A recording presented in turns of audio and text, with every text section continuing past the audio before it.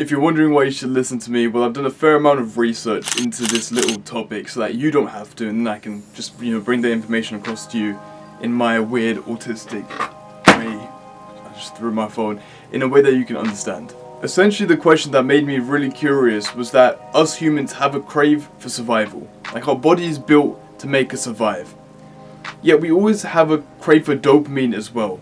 So we have crave for things that give us instant gratification, instant dopamine. So if you don't know what that is, that's activities such as, watching porn, eating junk food, playing video games, going on social media. There's a lot more of them now, especially in the society we're in.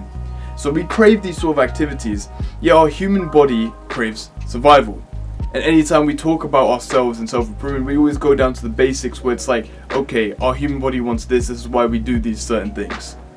Then I was curious about the question where it's that, is our craving for dopamine more than our crave for survival? Is it stronger than our crave for survival? I asked this question because if you spend your life going towards dopamine, doing all these instant gratification activities, getting watching porn, playing video games, and all of these things, what you notice is that the more that you've done them, I'm sure that you know this if you're watching this video, the more that you do these instant gratification activities, the worse you'll feel. You'll feel terrible, right? You'll be playing video games for a long time, you'll finish and you feel all crusty and musty, and you've played for too long. And if you're addicted to porn, you'll be watching a lot of porn, then you feel shit after you've done it. And if you eat a lot of junk food, you'll get fat and you'll feel bad about yourself. So why do we go towards these activities even though our primal craving is survival? And if our primal craving is survival, isn't that to want to live the longest, essentially? But if we go towards these dopamine activities and keep doing them over time, where I keep eating junk food, I'm going to get fat and my life expectancy will lower and I'm more likely to die sooner. So it's not really going towards the path of survival, is it? And if I go towards continuously playing video games, my mental health gets worse. I feel worse about myself, and eventually you might want to kill yourself. And that's a bit more for some people watching this, but that is genuinely what happens to some people, where they get truly addicted to porn, video games, and these instant gratification activities. They want to just end their life. So that's not really going towards survival, right? So then I searched up the question, I've researched into it about dopamine and just the way addiction works in terms of dopamine. And I learned quite a few things which I think can be useful. Dopamine is actually not as bad as you think. Dopamine isn't inherently bad, and it isn't inherently good all the time either. It depends in what kind of moderation you're going in. So say for example, we think that dopamine is incredibly bad because we get dopamine from instant gratification activities and we feel good in the time, but later we feel bad.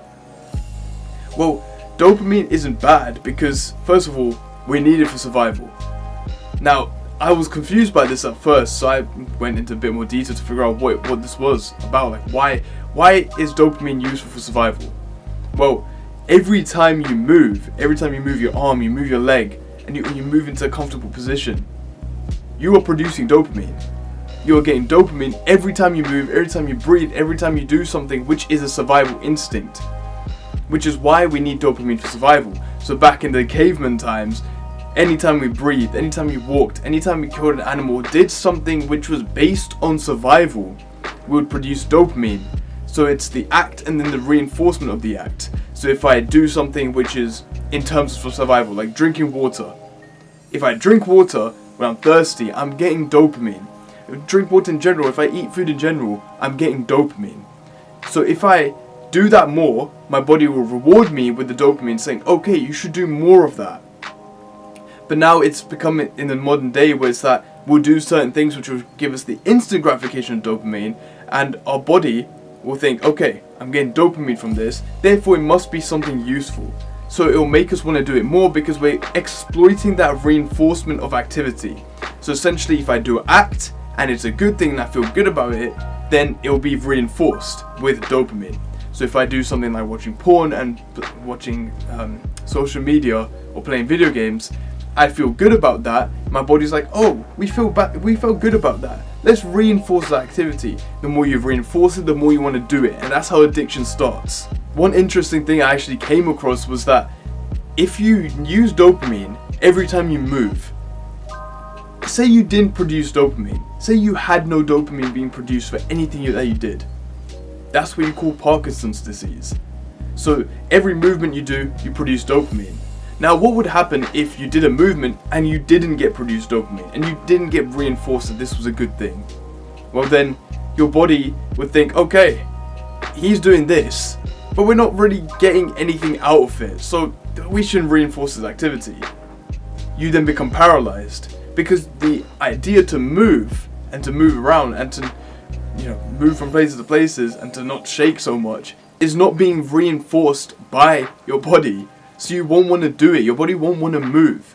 And then that's where you get paralyzed, that's where Parkinson's comes from. I did come across a study which was kind of confusing to me, where it said a bunch of people who watch porn, I think it was about 2 or 3% of those people actually reported that they were addicted to it. And people who play video games, only 2 or 3% actually reported that they were addicted to it. Now then that made me think, right, that especially in the self-improvement space where we're all talking about addiction to this, to this, to this, it's not really a massive thing. Like, a lot of people go around saying, oh, I'm addicted to video games, I'm addicted to porn, or I'm addicted to this. But apparently, on a global scale, it's only 1 or 2% of people. I don't know how much of that is true, and maybe some people don't really want to admit that they're addicted. Some people don't even know that they're addicted. So they're not actually aware to report it. So that's why it may be a bit skewed in that sense. I mean, whether it's normal, whether it's not, maybe that's why in schools it's like it's normalized to do these things. But whether it's normal, whether it's not, it doesn't really matter to me personally, because I don't want to do those activities because they were really negative for me. They were really negative for me. And I'm sure they were negative for a lot of people as well, which is why we don't do them anymore. So watching porn, playing video games, eating junk food can be really bad for us, which is why we don't do it. So then how can we exploit dopamine to our advantage so that we can achieve the things that we want to achieve? Well, remember what I told you. Dopamine is the action, doing the action, and then again reinforced by your body because you felt good about it. So when you complete a piece of work and you've done it well, your body is going to be like, oh, we feel good about this, let's reinforce the act. And the more you do it, the more you're going to want to work, right? And I know it sounds easy on paper, but you have to do it over a long period of time. It's like when you first watched porn, it felt good, and then you wanted to do it more, but you didn't get addicted to it until you started doing it more. So it's the same with work. It's like you can do it one time, you can get good at it, and it requires a bit of effort. But when you do it, you get reinforced. But then the more you do it, then the more you want to do work. And some people may say, like, I can do these bad habits at the same time I'm doing my good habits, if that's the case. Well then think about it, right? Think about it as if you have a certain amount of dopamine reinforcement. You have a certain glass of it. And the more that you do the bad habits, the more of that big blocks of dopamine gets taken away into those bad habits, and then the more you get reinforced for those bad habits. And then you won't have that much left for the good habits. Whereas if you cut off all these bad habits and only did the good habits, you kept doing the good things, and then you got reinforced and rewarded with dopamine for doing these good things, with how much dopamine you had, then there's going to be more blocks of dopamine available to get reinforced for your good work. And now if you only truly do good work and you keep reinforcing yourself and your brain keeps reinforcing to you, okay, this is good, then you're going to want to work for longer periods of time over a longer scale. So you won't get distracted in the micro or in the macro, because you'll be focused and you want to work more and you will see more progress. This can be applied to literally anything that you want to do to improve. You want to improve your relationship, you want to improve your work, you want to improve in the gym, you want to improve with your friends, or your social skills, or reading. It's like it could be applied to anything as long as you learn how to exploit it. So if you do an activity and then at the end you feel good about it, which you will if it's something that you're working towards a goal. So you will feel good about it because you're moving towards a goal. Essentially, right, another way that you can take dopamine is that the distance between you and a goal. So the more you move towards a goal, so say my goal is here and I'm here, the more I move towards it, I will produce dopamine. Again, another example could be, say I need to walk a straight path to the end of a corridor. If the path is empty, my brain is happy. I will get produced dopamine because I don't have anything blocking me in the way. I'll have positive emotion and dopamine because straight path, no blockage. Whereas if there was a chair in the middle which was blocking my path, I would produce a little bit of negative emotion, because I would have to walk around the chair and I would think, oh, how do I walk around it? Even though I've done it over a period of time, I would know what to do because I've done it so many times. But my brain would produce a little bit of negative emotion because there was something blocking it. So dopamine is produced towards you moving towards a goal. So when I get past that chair, I'm closer to my goal than I was before. So I'll produce dopamine.